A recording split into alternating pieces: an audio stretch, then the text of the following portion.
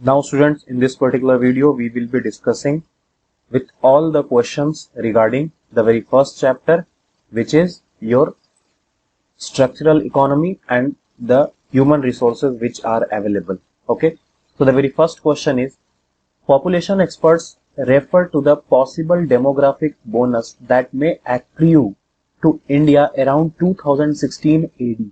They are referring to the phenomenon of, see, if we are talking about the demographic bonus, then this demographic is what? It is simply meaning like it is a regional. Okay, it focuses on a region. Okay, so what is exactly a kind of regional bonus? So here we are talking about India that may accrue to India, like here whatever the region which we are focusing, it is India, and around 2016 AD we are talking about.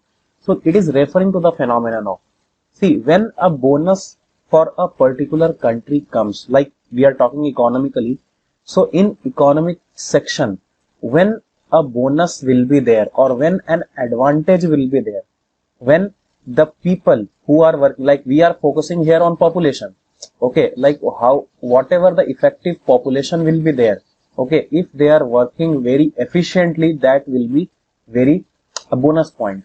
So when or what kind of population actually works efficiently, so that is only known as the productive age group, and productive age group is nothing, it is ranging between 15 to 64 years. Okay, this is the known as your productive age group. Like in this age group, the people are very productive and they are totally liable for the like improvement in the economics of their own country. That's it. Okay, so that is why this age group is known as productive age group. So what happens in the recent year? Okay, like from the demographic theory also, in the recent years, it has been seen that there is a very huge rise in the population of this productive age group. That's why the population experts has simply mentioned a demographic bonus. Okay, they had used this word. So this simply means that the capacity of India to become a great economy has increased. Why? Because this productive age group, okay, the population of this productive age group has rised. Okay, this rise, surge means it has rised to a very high level. Okay, so that is known as surge.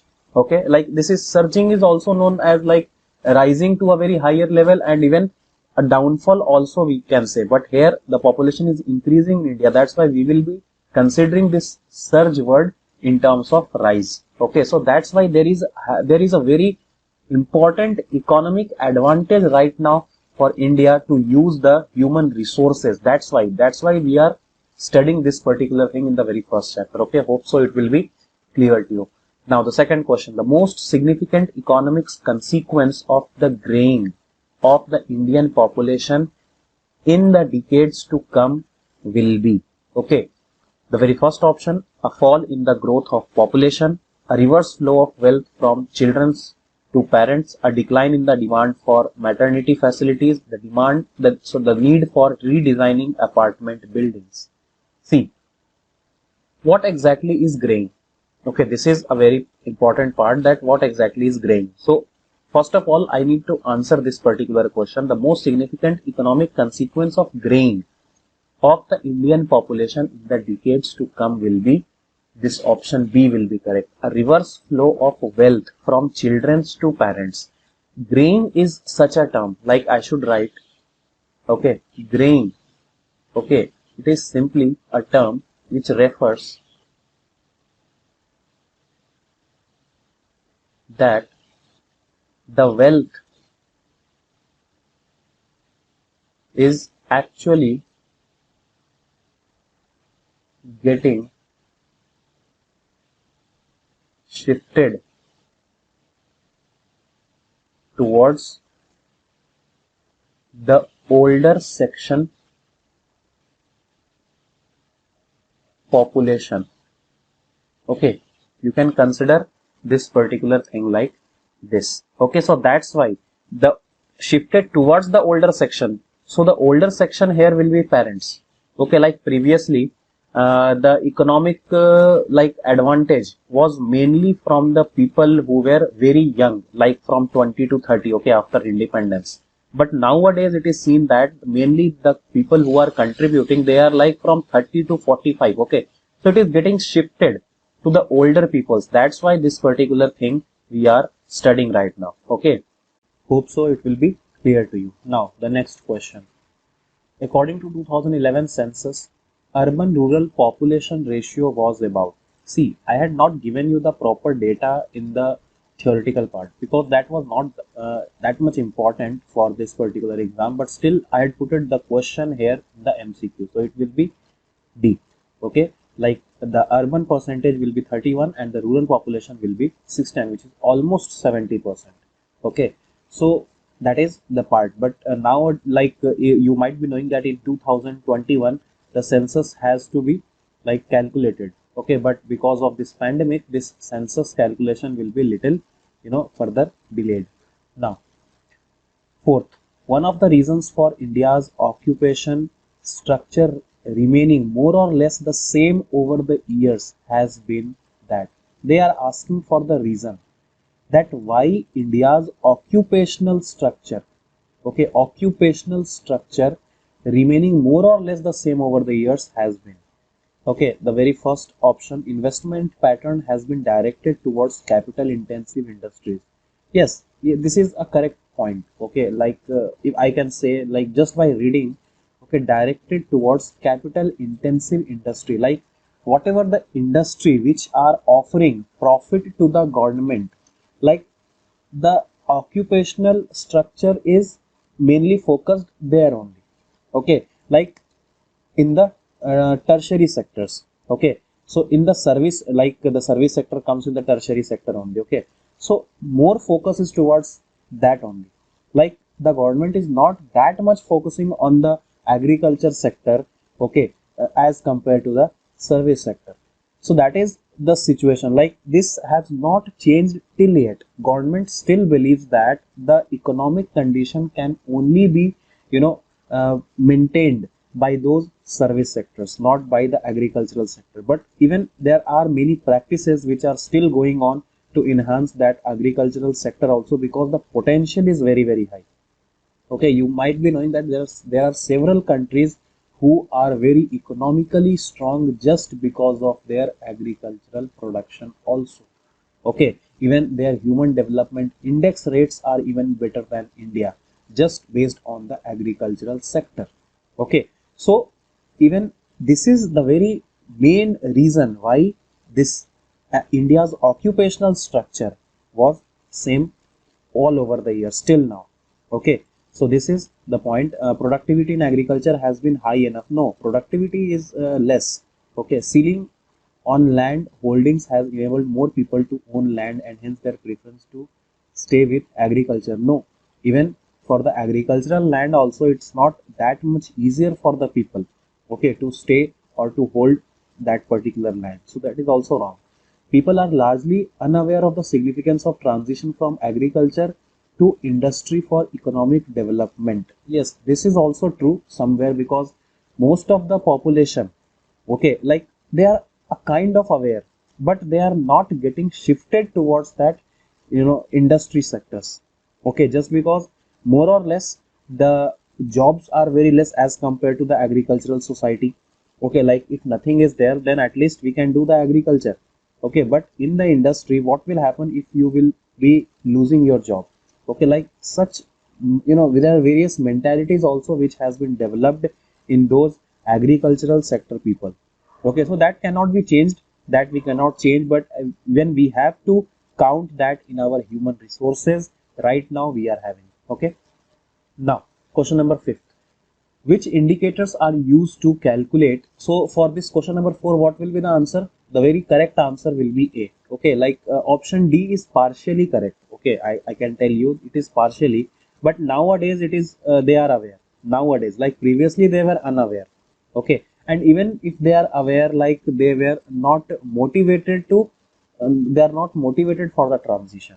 Okay, so fifth point, which indicators are used to calculate the human development index? So that I had already told you earlier, okay, in the theoretical portion. Many of the people, okay, like let us see first the option: population growth, per capita GDP, life expectancy. Okay, these points were there. Like population growth was also a point, per capita income was also a point, life expectancy was also a point for human development index. Okay, population growth, infant, no, this was not there. Malnutrition, it was not mentioned. Life expectancy, educational attainment, per capita GDP. So many of the people will be confused with option C also. And current account balance, no, that is wrong. So many people will be here confused between option A and option C. So for this, what I can do is I can first again go through that particular section where I had told you that what are the indicators of economic development. So I had mentioned all these things, like don't get confused from the formula of calculating the human development index. We are simply talking about the indicators. So indicator is net national product, NNP, per capita income, quality of life index, and human development index. Okay, and for this human development index, further we had seen all these things, like the indicators. For this, the indicators are life expectancy index, education attainment index, and standard of living index. Okay, further even here we had seen these things also. Okay, like life expectancy index, educational attainment index, standard of living index. Okay, so what will be your correct option? Population growth, per capita GDP, life expectancy. So life expectancy point was there, per capita income was also there, okay, and educational attainment was also there. Okay, so here population growth, okay, this is also a point, but this is not for only human development index. Like this is having a major role in human development index, okay, but that majorly affect the economic imbalance, okay, that population growth. But talking about the human development index, that educational attainment is also very important. Further I will be telling you that what are the ways of enhancing the economy of a particular country, and there we will be studying that the education is the very major point. Okay, and that's why in the human development index the role of educational attainment is a very major, point. So that you need to understand. Okay, so for this particular question the answer would be C. Okay, sixth, so don't get confused with this. This is affecting the economy directly, and of course the economy, the HDI is also a part of that, but still for especially HDI, this educational attainment cannot be ignored. Okay, which of the following could assist economic growth in developing countries?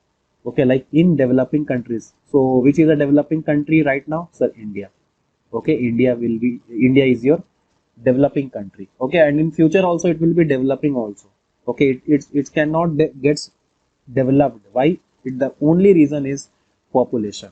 Okay, so developed, all these are calculated based on this human development index, and human development index, in this index India cannot get to a very good rank just because of that population.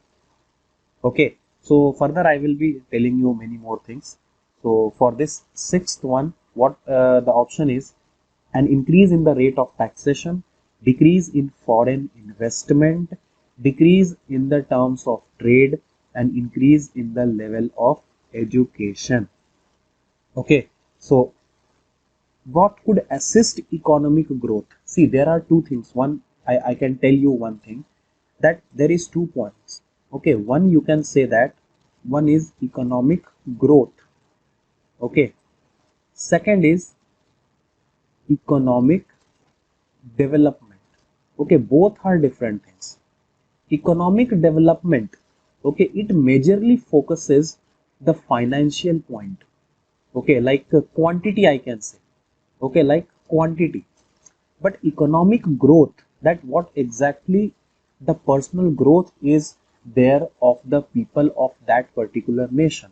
So that simply defines a kind of quality which the people of India is living. Okay, so that quality is simply relating the economic growth of that nation. and economic development simply shows the quantitative measure for that particular country. That's it.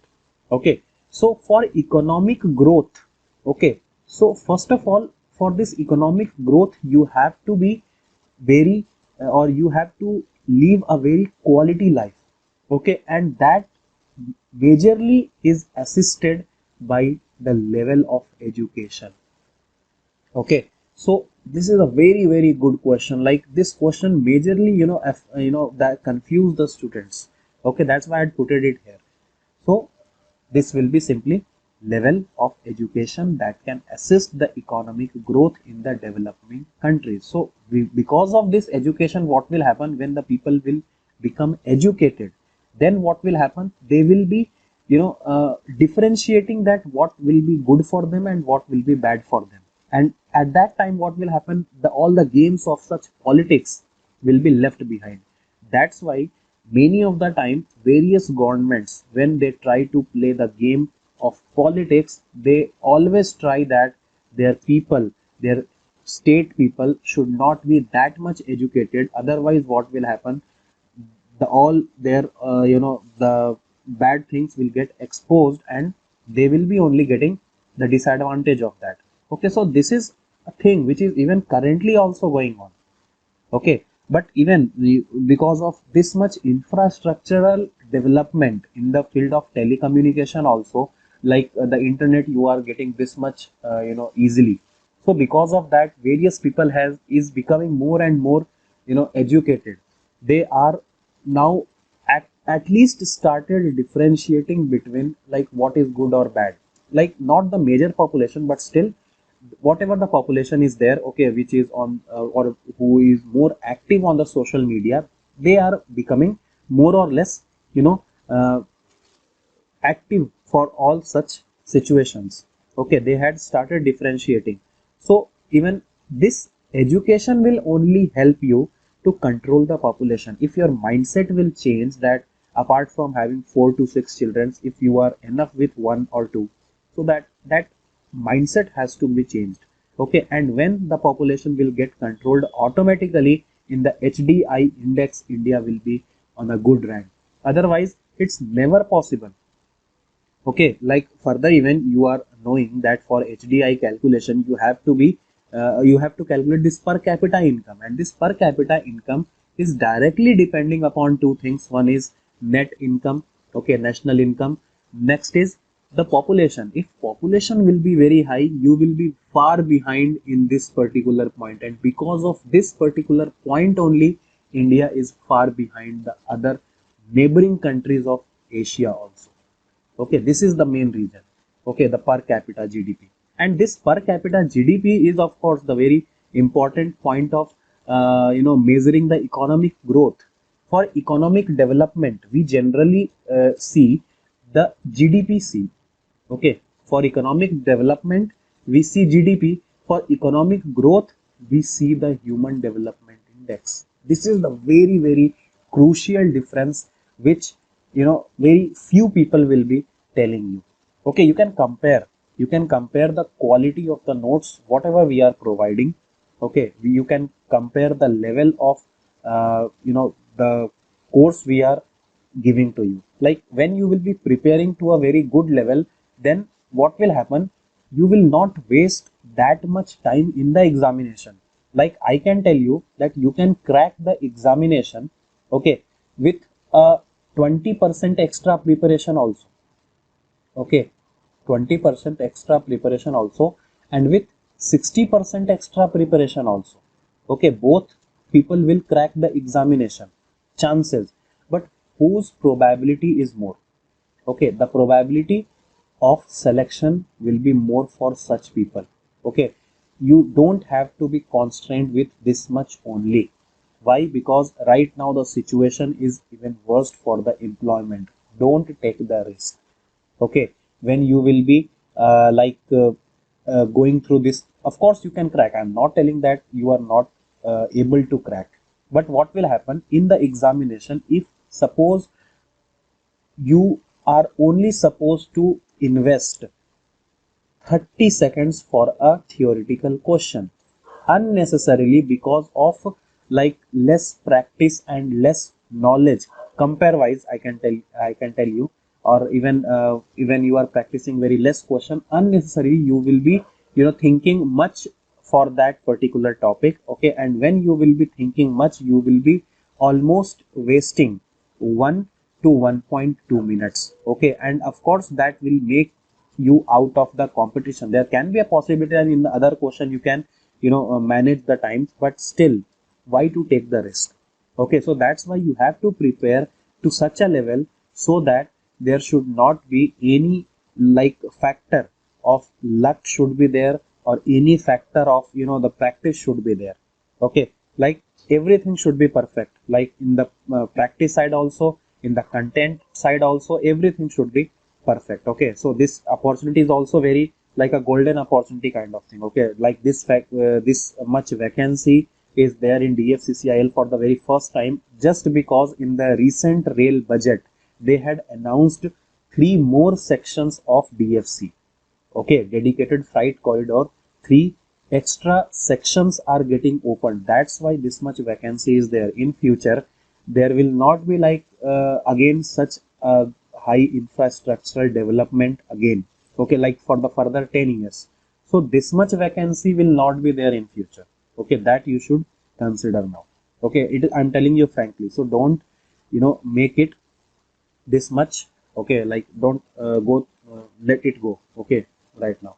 Now, seventh question: which sector of Indian economy has shown remarkable expansion during the last decade? Of course, the tertiary sector has shown the remarkable expansion.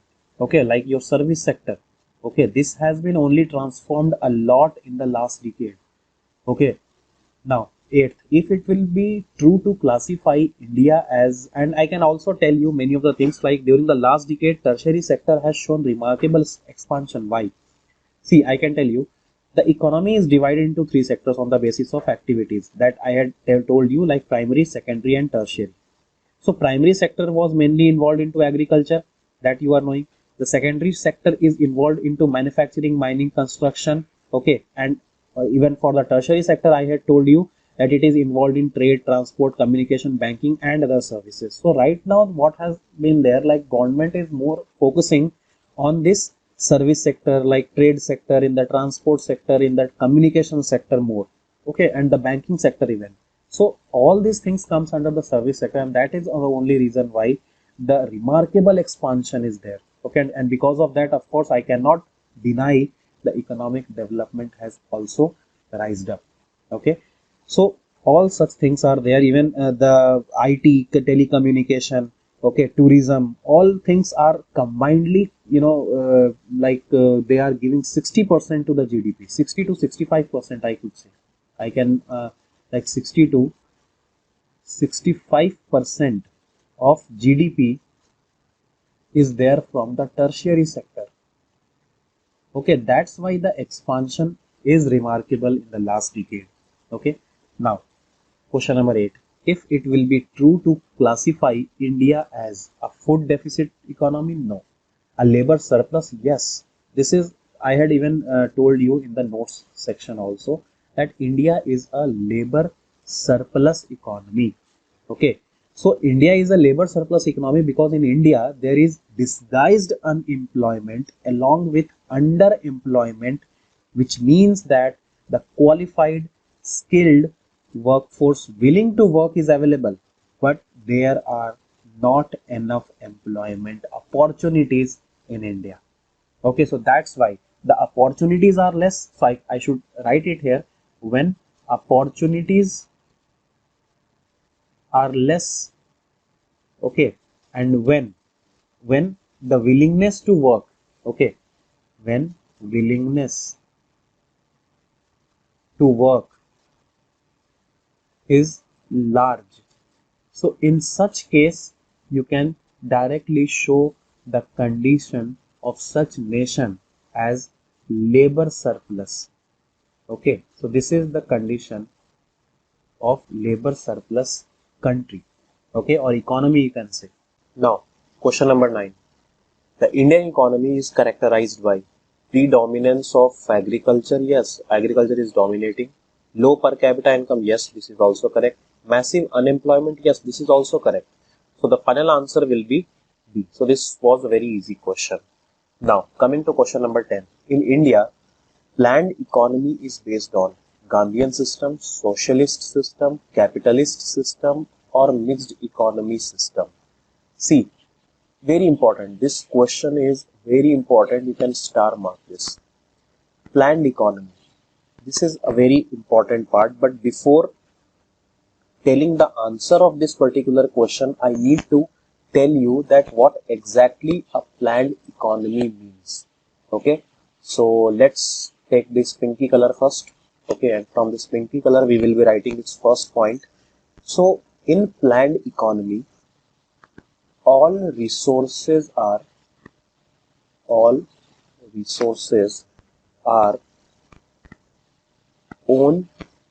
and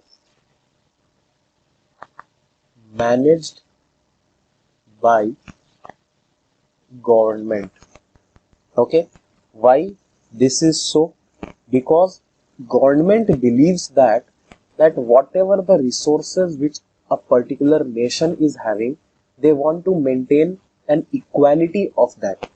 Okay, what happens, like if suppose a particular percentage of people of a particular country is more rich, okay, so it should not be like that they should dominate to other people, okay, other percentage people who are not having that much capital. Okay, so that is the only reason why some planned economy is also there. Okay, and for such resources, they own their resources and it is even managed by the government so that it should be available for all the people of that particular nation. Okay, so that is for the benefit only. Okay, and this concept was actually taken from Russia. Okay, in Russia, it was totally a socialist system. So in India, the planned economy concept is taken from Russia.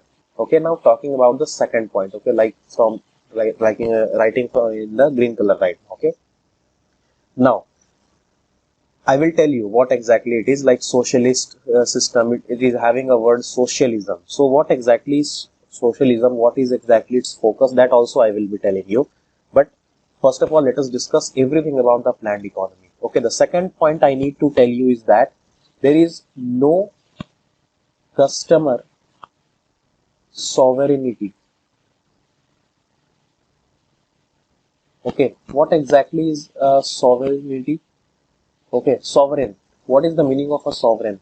It is nothing. It is simply means that you are free from external influence.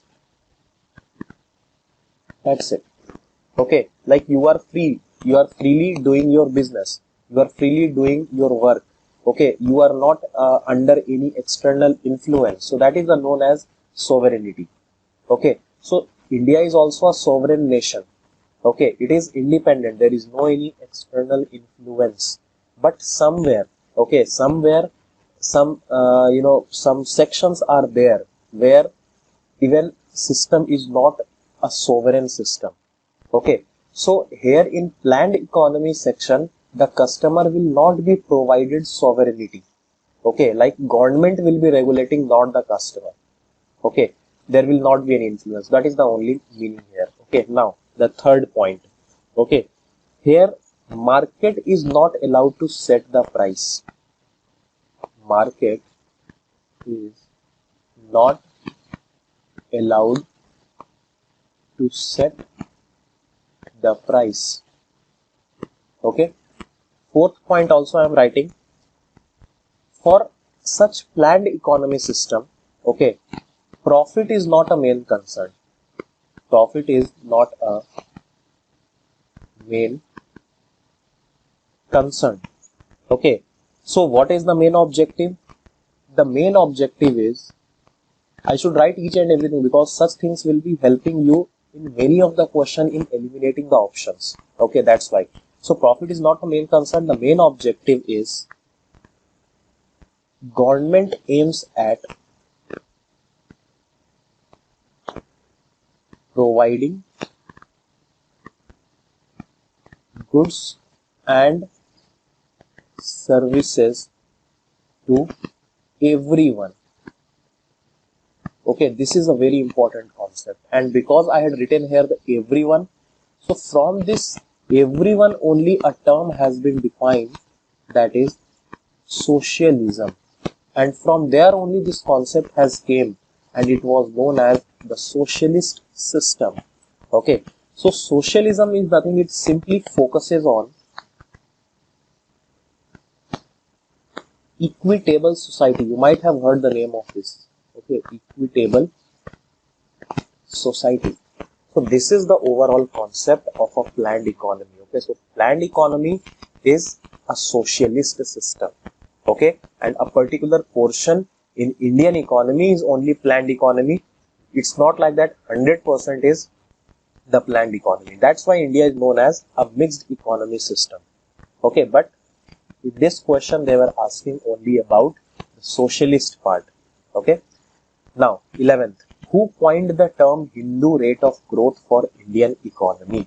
Okay, first of all, it might sounding to you something religious.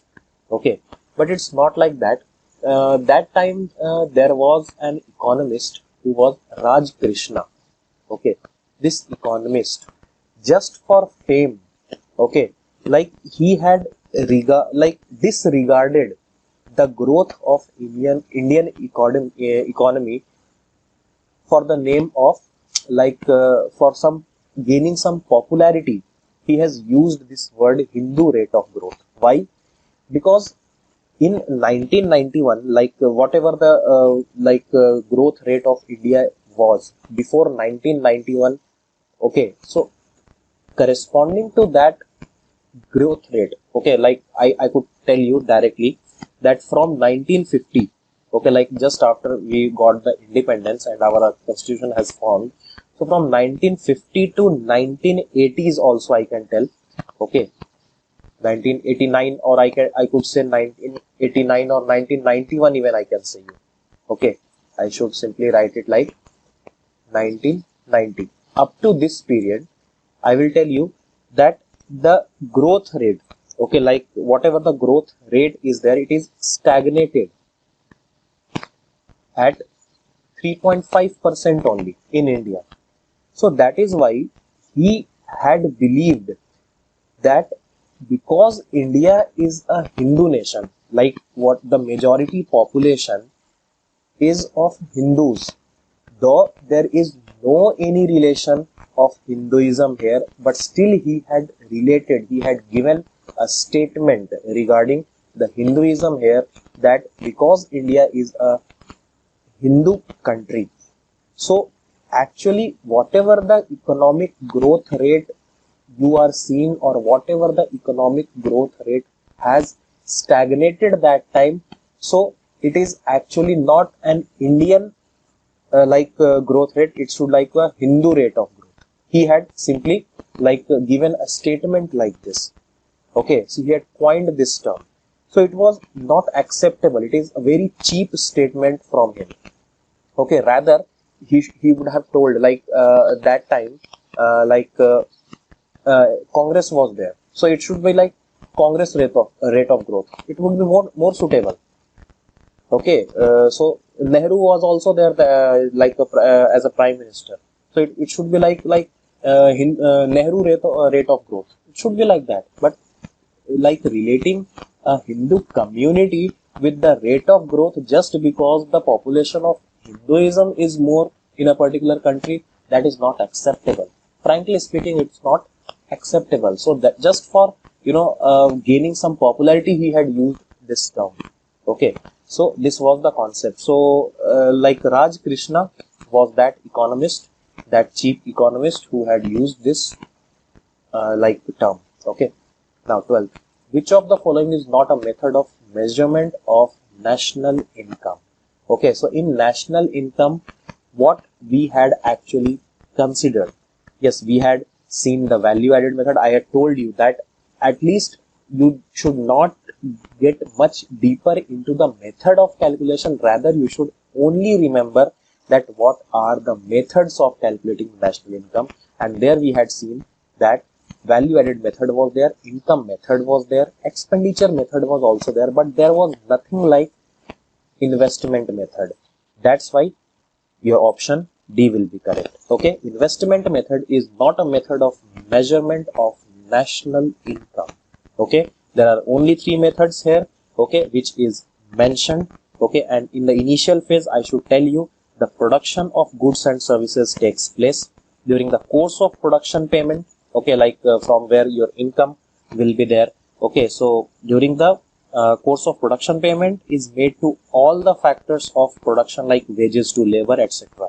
Okay, once the production will get completed, the output is distributed for different uses like consumption and all. Okay, so from all such happenings, all these three methods were defined. Okay, and with different methods and at different approaches, the national income is calculated. Okay, hope so you might have got it. Okay, don't get much deeper into that. Simply you need to remember the method. That's it. Okay, don't worry about that. Now, question number 13. Which of the following is definitely a major indication of the state of the economy of a country? Okay, so major indication of the state of the economy. Okay, so state of the economy, like how the economy of a particular country is performing. So what exactly indicates, okay, what factor exactly indicates? The option is rate of GDP growth. Yes, GDP, like with respect to GDP only we actually compare the country's economy. Okay, and like right now India is fifth largest economy. So it is in terms of GDP only. Okay, we never compare the countries by the rate of inflation or the number of banks available there. So these two options will not be there. Directly, it's a very easy question. One can directly answer option A for this question. Okay, now coming to question number 14. In terms of economics, the total value of the output, goods and services provided and income received in a year by a domestic resident of a country. Okay, directly by this statement only we might have approached the question. Okay, directly options by a domestic resident of a country put together is called, like wherever the resident is situated, it should be a domestic resident. So from here it is very clear that what will be the answer? It is GNP. Okay, like with respect to the domestic residents, with respect to nationals. Okay, what is defined? So GNP is defined. Okay, and with respect to a country boundary, okay, GDP is defined. Whether it is whatever the income is there from the foreign nationals are there or from the own domestic residents are there. Okay, everything is counted in the GDP. Okay, now question number 15. Which sector of Indian economy contributes largest to GNP? Of course, GNP and GDP for both. The tertiary sector contributes the largest. Okay, so it is very easy question. Now, question number 16. Per capita income of a country is derived from. Sir, per capita income was nothing. It was simply national income divided by the population of that country. So per capita income is defined by both the points. Okay, so that's why PCI will be defined by both the points. So option C will be correct, not A or B. Okay, now question number 17. Who wrote a book describing the theory of economic drain of India during the British rule? Okay, so like in the very early phase, okay, there was only one man who had stood for the economy of our own nation, and he was Dada Bhai Naroji. Okay, so that's why he was also known as the Grand Old Man. You might be knowing this. Okay, he was also known as the Grand Old Man. Okay, and he had written the book. I should tell you, like you might be remembering or not, but he has written the book that time, I'm not exactly remembering. Let me tell you, it was, I think, something like for poverty and un-British rule in India. Okay, I think it was this only. Okay, I'm almost 95% sure that the name of book was this only, and in this particular book only he had mentioned that how the economic drain of India is happening. Because you might be knowing that in late 1700, okay, so here India was the biggest economy. India was the biggest economy, and but after that, when the Britishers has taken the throne, okay, when such colonialism has happened, okay, that is only known as colonialism. Okay, so when colonialism has happened, after that the economy of India has started draining, and till 1947 it has been even at the worst condition in the whole world, and till now we are still reviving again to the top position, but still in the future 30 to 40 years we will not be able to become the again the greatest economy. Okay, rather China will would be dominating us till 2050s. Okay, but later on we cannot predict right now what can happen. Even if again some World War III situation can happen, even you can see that nowadays China is trying for various biomedical weapons also. So everything, anything can happen. We cannot predict anything. Okay, but yes, if everything goes in this particular pace, then India would be your second largest economy by 2045 or 2050. Okay, so all these things are there. So he had mentioned that how Britishers, okay, like how this colonialism has simply degraded the economy of India.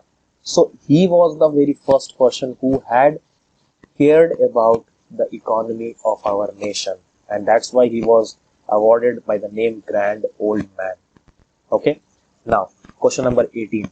The most appropriate measure of a country's economic growth is, okay, like how you consider the appropriate measure. I'm not talking about current measure which is defined. And one more thing, they had not mentioned about economic development, they had mentioned about economic growth. So whenever growth word comes, you will think about the quality, not the quantity. And with respect to quality, it depends that what kind of quality the people of a particular country is living, and that is simply defined with respect to HDI, Human Development Index.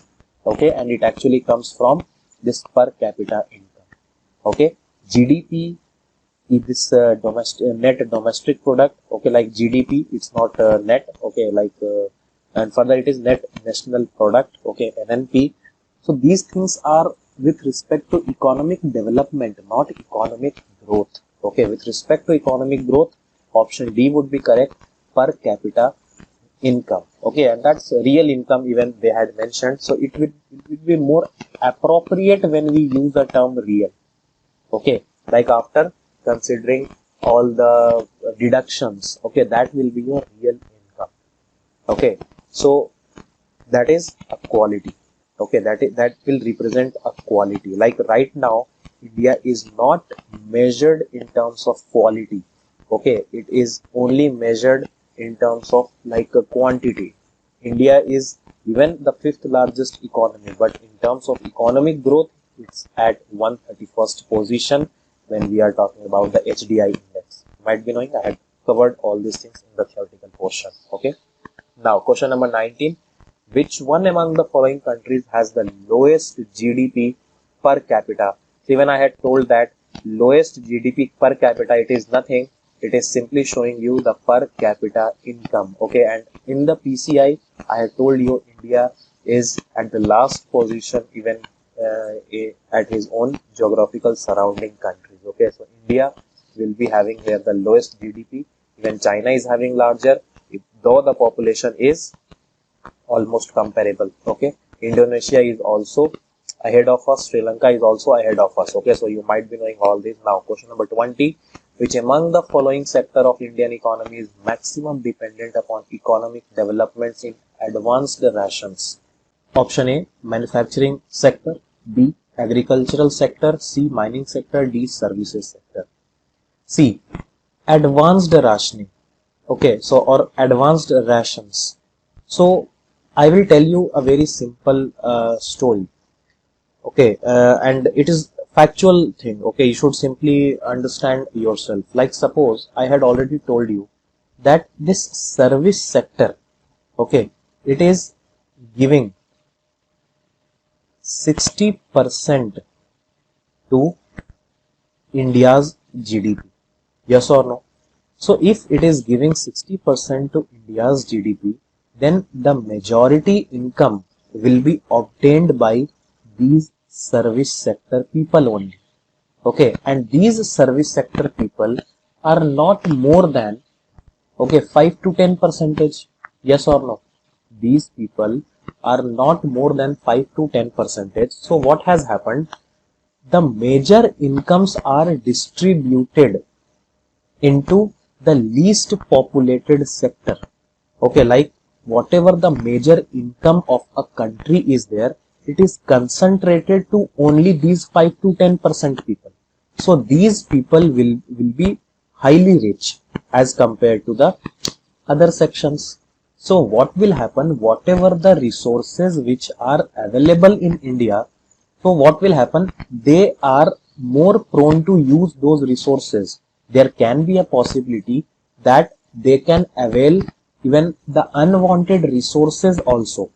Okay, and in the other sector, that resource shortage can also be there.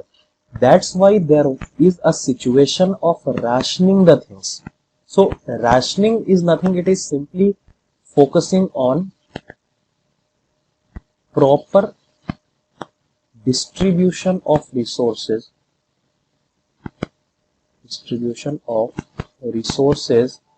to the various sectors. So okay, so what has happened? There was a need of developing an advanced rations for specially these service sector people, so that unwanted resources must not be only consumed by these sector people. Okay, so I think you got this point. Now the next question, which among the following is a most suitable example of double counting in national income? Okay, I could tell you that when this double counting actually happens, okay, what happens? Like suppose this is a manufacturing place. Okay, this is a manufacturing place. Okay, and further what happens? This goes to the warehouse. Okay, and from the warehouse it goes to the retail shop, and from the retail shop it goes to the customer sides. Okay, like from here the customer actually take the product. So what happens? This industry is working independently. What happens when this industry works independently? This works independently, or suppose this works independently. Suppose anyone is involved in that, so that name is mentioned with this retail store. Okay, so suppose these two are working simultaneously. Okay, but manufacturing industry is independent. Okay, so in for the government. So what happens when the same particular product, okay, I should exactly tell you the same particular product, it is manufactured by some raw material. Okay, so that raw material will be counted individually for this industry, for this manufacturing industry. Whatever the raw material cost will be there, everything like all financial inclusions will be made, and it will be given to the government that we had made this much income for you. Okay, but what happens after adding some profit? It will be selling that to the wholesalers. Okay, and those wholesalers will again add some profit and give it to the retail sellers. Okay, and again these retail sellers will add some profit and it will be given to the customer. Okay, so after giving to the customer, customer will tell you that, sir, Suppose I had purchased this product in rupees 100. Okay, so in this rupees 100, you might be knowing that this customer will be telling that I had bought a product which cost me rupees 100. So this 100 rupees also got included in the national income, though it is including the raw material cost also. But that raw material manufacturing industry is also giving a separate income to the same government. You might be knowing this 100 rupees consists everything like profit of retail sellers, profit of wholesalers, profit of this manufacturing sector, profit of this manufacturing, the manufacturing cost, other cost, whatever it is. Okay, so this 100 rupees include everything. So this 100 rupees should be included only once in the national income.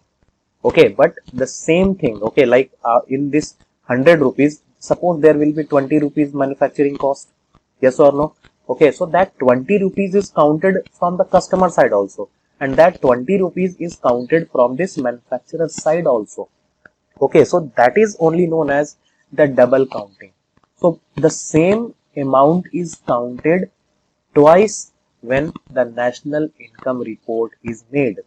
Okay, so it always happens in such situations. So simply you have to select such option where such possibilities are there, like wages of bus and train drivers.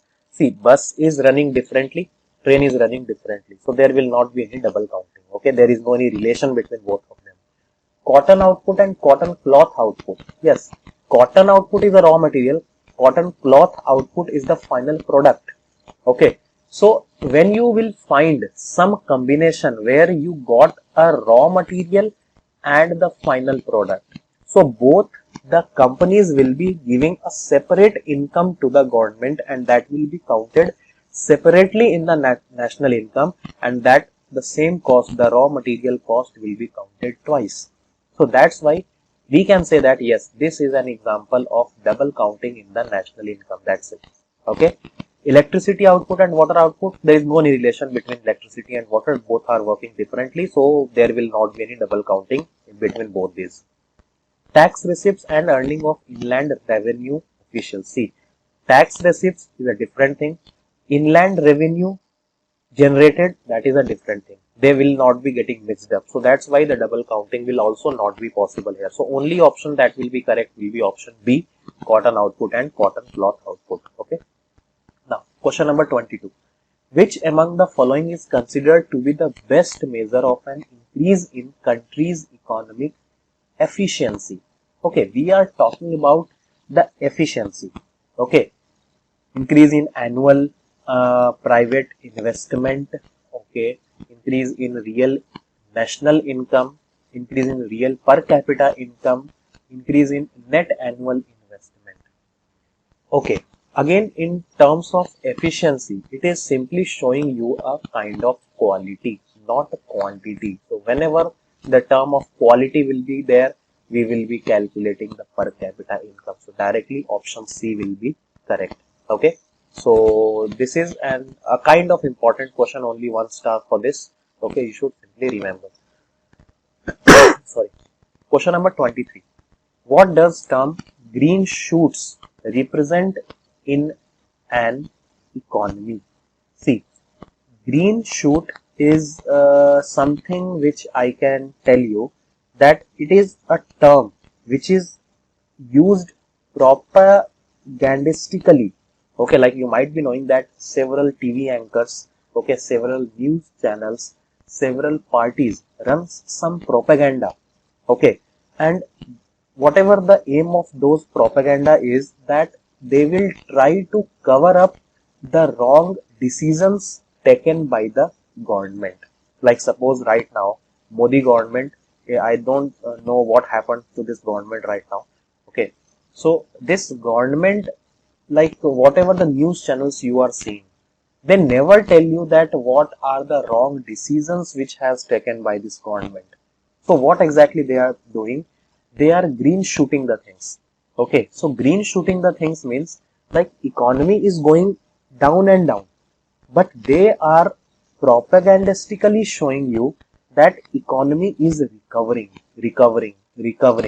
So whatever it's like, जो दिखता है वही समझ आता है, ठीक है.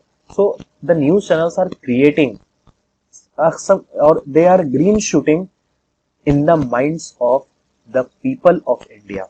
Okay, so that's why nowadays this green shooting word is of great importance.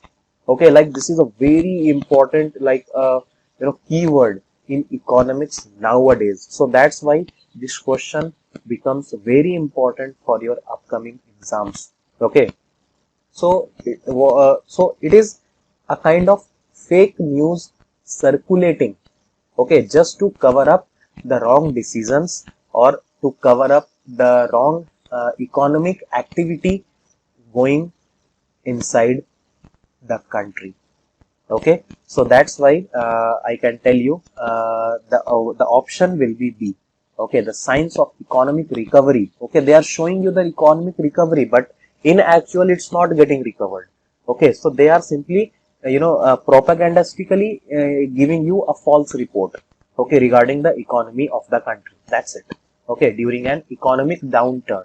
Okay, during an economic downturn, like right now the condition is the economy downturn, but they are showing you the economic recovery. So that is known as green shooting the things. Okay, GDP deflator is used to a measure that relative reduction in GDP growth rate of a country measures the inflation in a country to compare the GDP of a country with other countries or the estimate the purchasing power of a citizen of a country. See, the very first thing I should tell you that for inflation, okay, we had studied two things. One is CPI, one is WPI.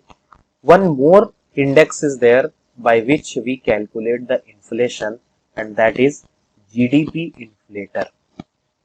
Okay, we also calculate the inflation, sorry, GDP deflator.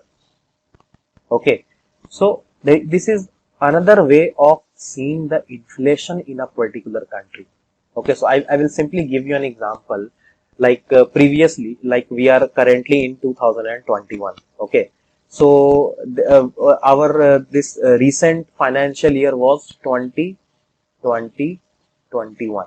Okay, this was the recent financial year. Okay, now what I should tell you, this is known as the nominal year. Okay, we can say that this is our nominal year, and just the previous year, what is the financial year will be? It will be 2019 and 20. Yes or no? So this will be considered as the base year for the calculation of GDP. Okay, like when we are comparing the GDP with respect to the previous year, then what will happen? We have to compare with something. So the year with which we are comparing, that is known as base year. And for the year, for the current year for which we are seeing the increase or decrease, that is known as the nominal year. Okay, so this is the term. Now what exactly I should say? Suppose, for an example, suppose in 2019 and 20, suppose you were having suppose 100 products. Okay, so that 100 products, okay, here I could say you that these 100 products are sold at 5 rupees, okay, per product. Okay, so what income this year has generated? It has generated 500 rupees for that fiscal year 2019-20. Okay, but of course the year has increased. Okay, now the new year has came. Suppose there even the population also has increased. So of course the demand would be larger. Okay, so suppose the demand has gone to 120. So we might be creating this much products. Okay, and suppose because this country is for inflation. Okay, this shows the inflation. So of course the prices will also inflate. So suppose what happens, the price of the same product has increased to 6 rupees. Okay, so in the fiscal year 2020 and 21, what will be the revenue generated? Sir, it will be 120 into 6, it will be rupees 720. Okay, but we cannot right now compare these two prices because in the previous year, in the base year, the quantity was only 100 and here the quantity was 120. Okay, so now what we had done, that for comparison at least the quantity should be same. So what will happen, we will be manipulating we will be manipulating the number of products available in the base year with the nominal year. Like we will be simply corresponding by the unitary method, we will be calculating, okay, in 100 items, it was like 5 rupees. Okay, like 5 rupees per item. Okay, so that's why like 5 rupees per item into 100, so it was 500. So if suppose it would be 120, then what would happen, sir? Rupees 5 into 120. Okay, so it will be rupees 600. Okay, so this will be the corresponding revenue generated corresponding to the nominal year. Okay, so now we will be comparing. We had simply manipulated the revenue of the base year with the nominal year. Okay, so now this will be the comparison. Now we will be seeing that yes, the rate has been increased. This is 600, this is 720. It's not always necessary that the demand will increase. Demand can decrease also. Okay, and the price of a particular product will always increase in India. Okay, because we are having an inflation economy. Okay, so there are always two things. One is demand push. Okay, and another one is supply pull. Okay, everything is there.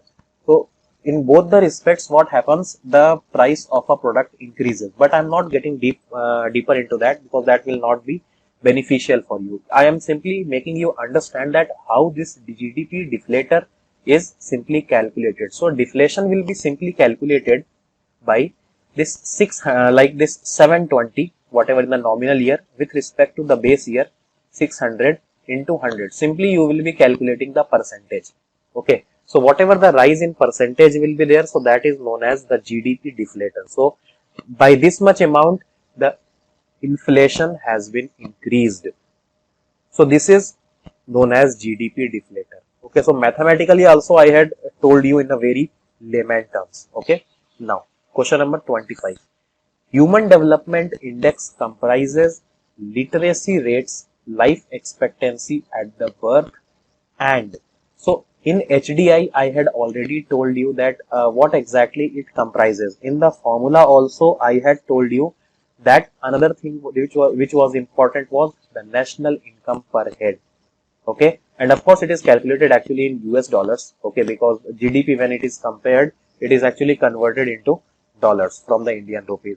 Okay, at that current rate. Okay, so the Human Development Index will also include this national income per head. It is nothing, it is per capita income only. Okay, now national income ignores.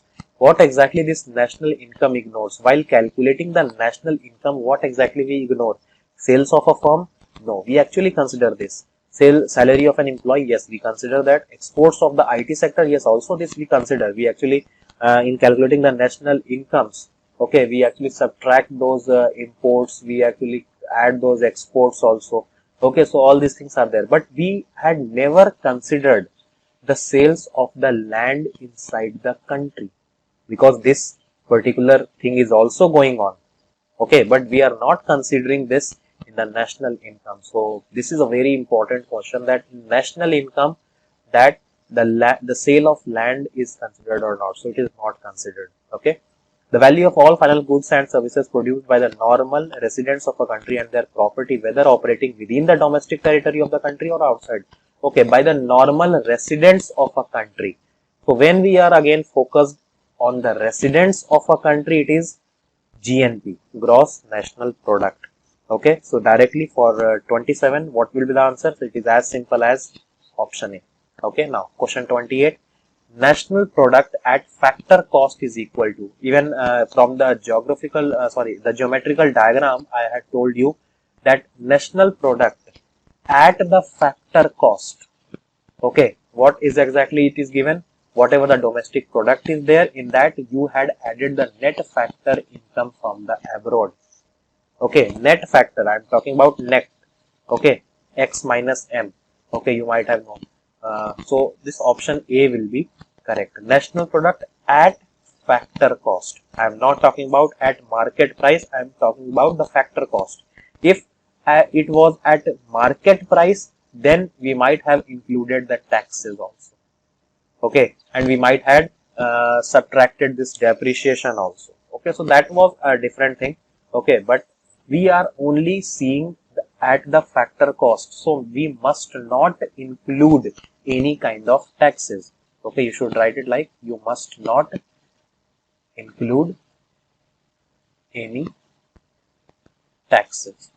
Okay, so in this particular way we will be covering each and every chapter of economics and marketing. Okay, the marketing syllabus will be updated on the website very soon. Okay, and probably there is a news that this DFCCIL exam will be of course postponed, seeing the current scenario, and this will happen in the July end or in I think in July, sorry, in August. Okay, so corresponding to that, you have to prepare. Okay, don't rush much into completing the syllabus. Okay, rather I should focus on the quality content, and I will not compromise with that. If you are having any queries, you can call on this particular number regarding the same. You can inquire anything regarding the regarding the course. Okay, so this was all about this. So from the next topic, I will be uploading the lectures on the app only. This YouTube series will now be stopped for this economic section, and now from today's onward, the daily the daily question pills will be given to you, like the set of five questions from each topic. Okay, and it will be uploaded daily on the YouTube, so that some practice should be there also for the people who are only attached with us on YouTube. Okay, so thank you, all the best.